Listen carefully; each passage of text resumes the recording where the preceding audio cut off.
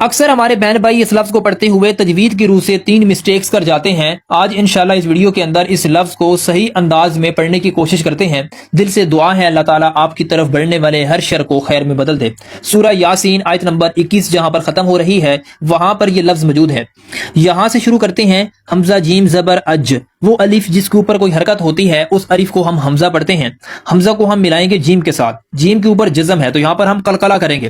قلقلہ کیا ہوتا ہے؟ قلقلہ ان 5 حروف کے اوپر ہوتا ہے، یہ حروف قلقلہ کہلاتے ہیں۔ قاف تو با جیم دال، ویڈیو سٹاپ کر کے دیکھ لیں۔ جب بھی ان حروف کے اوپر جزم ہو، جیسے کہ یہ جیم کے اوپر جزم ہے، یہ چھوٹا سا سائن، اس کو سکون بھی کہتے ہیں، اس کو جزم بھی کہتے ہیں۔ جب بھی ان 5 حروف کے اوپر یہ جزم کا سائن آئے تو وہاں پر ہم قلقلہ کرتے ہیں۔ قلقلہ کہتے ہیں حرف کو ہلا کر پڑھنا، آواز کا وائبریٹ ہونا یا آواز کا دوبارہ لوٹ کر آنا۔ اج، یہ جو دوبارہ سے آواز لوٹ رہی ہے اس کو کہتے ہیں قلقلہ۔ یہاں را کو ہم واو سے ملائیں گے تو رو نہیں پڑھیں گے، نہ رو پڑھیں گے۔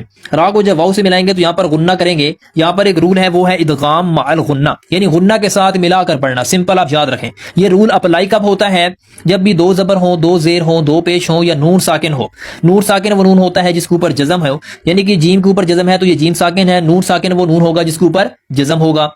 2 زبر، 2 زیر، 2 پیش اور نون ساکن کے بعد ان 4 حروف میں سے یا واو میم نون، تو جب یہ آ جاتے ہیں تو جب ہم ان حروف کے ساتھ ملا کر پڑھتے ہیں تو غنہ ہوتا ہے۔ جیسے ہم نے پڑھا یہاں پر راؤں راؤں، یعنی کہ ناک میں تھوڑی دیر آواز کو ہم روکیں گے تو غنہ کی سی آواز پیدا ہوگی۔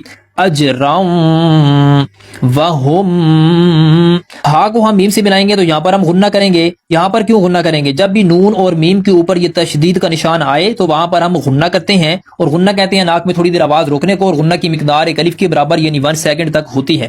اس ہا کو ہم میم سے ملائیں گے تشدید والی میم کے ساتھ تو یہاں پر یہ جو میم ہے اس میم کے اندر مرچ ہو جائے گا، تو یہاں پر ہم غنہ کریں گے اور یہاں پر بھی غنہ کریں گے۔ کیسے پڑھیں گے؟